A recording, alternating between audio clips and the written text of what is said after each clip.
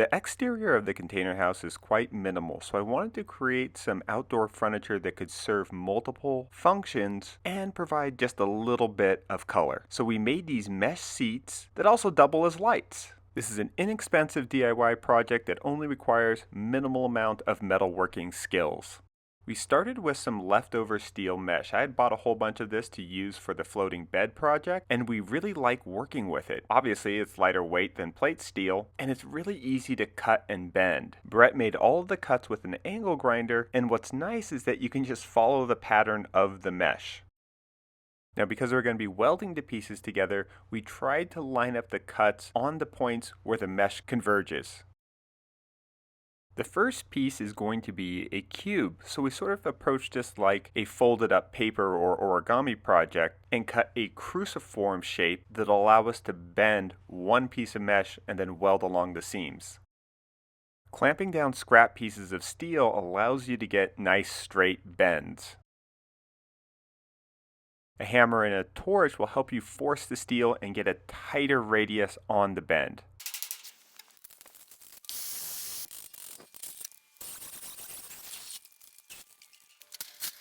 We used some magnet clamps to pull the side pieces together and then welded the parts where the metal touched the metal. Because of the way we folded up the steel, the pattern in the mesh changes directions along some of the seams. We just welded the points that we could and were prepared to grind everything down nice and smooth so that you wouldn't scratch yourself on these seats. The cube was really easy. Up next, we're going to use this 5-gallon bucket to make a cylinder shape. We use a scrap piece of pipe and a couple of pieces of plate steel to create a bar that we can bend the mesh against. We just kept sliding the mesh through, bending it a little bit, and incrementally turned it into a cylinder. Ratchet straps were handy for pulling the ends together, and then we welded them. We marked a circle on a scrap piece and then cut that out as well. Welding the top on was no big deal, but we took extra care to really round over these edges. With the cube, we had mostly fold down edges, so that wasn't so bad, but we really want to make sure that somebody's clothing doesn't get caught as they're sitting. For the third piece, we're going with a hexagonal shape. So this is similar to the cylinder, but our bends are going to be more faceted. We used a flat disc on the angle grinder and a paint stripping brush on the drill to clean the steel and get it ready for first primer and then paint. Also a good idea to clean the steel with acetone or mineral spirits prior to primer and paint.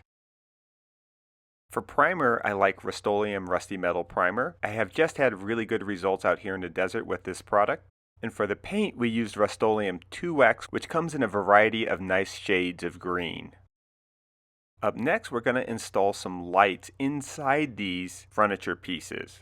But first, let's hear a word from our sponsor for this video, Skillshare. This video is sponsored by Skillshare. Skillshare is an online learning community with thousands of inspiring classes for creative and curious people. Explore new skills, deepen existing passions, and just get lost in creativity. I love that they have classes that focus on specific tangible projects. In fact, the first Skillshare class I took over 4 years ago was about leatherworking, and I learned how to make a wallet. More recently, I have been interested in developing some modular garden products, and I took 2 Skillshare classes that helped me get ready for the launch. These classes are a little bit broader and are helping me develop well-rounded business skills that'll assist me with this entrepreneurial endeavor. DIY Product Photography by Mango Street Lab has helped me synthesize both the technical and creative aspects of product photography.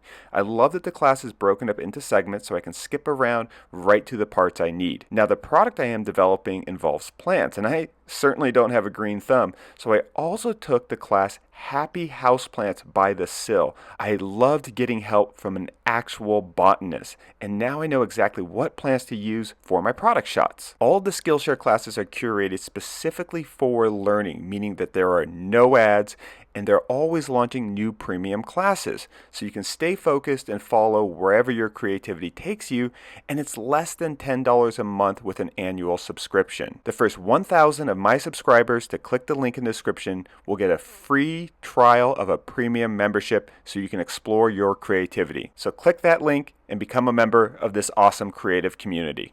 Solar-powered outdoor lighting has come a long way, and I love that I can get lights like these at Home Depot for just about $5 to $7 a piece. These are mostly plastic and they just stick right into the ground, which is the easiest way to integrate lighting into this project, but we're going to paint them at least so that they blend in with the colors of the mesh seating.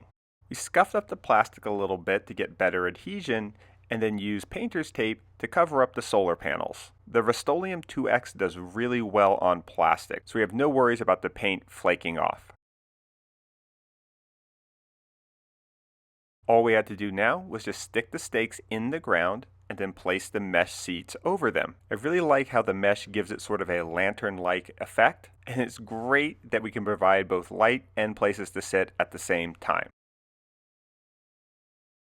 Now this was the easy way to incorporate the lights, but Brett had an idea for a slightly more integrated approach. You see, the solar panel, battery, and light bulb is all within the tops of the light. So we just cut the bottom piece, got a different plastic cover from a different off-the-shelf lighting kit, and cut that as well. And we want to modify this whole contraption to make sort of a really streamlined, solar-powered hockey puck of light that we can suspend inside the steel mesh like a little floating saucer. What's cool about this option is that the light moves with the mesh seating. This was the exact finishing touch that I wanted for the container house, something versatile that could move around for different situations. Provide a little bit of light, but not too much to go against the dark sky ordinances, which are prevalent in our area. And each one of these seats only cost me about 15 bucks. Thanks for watching. Don't forget to subscribe, and don't worry, we're getting to that budget video soon.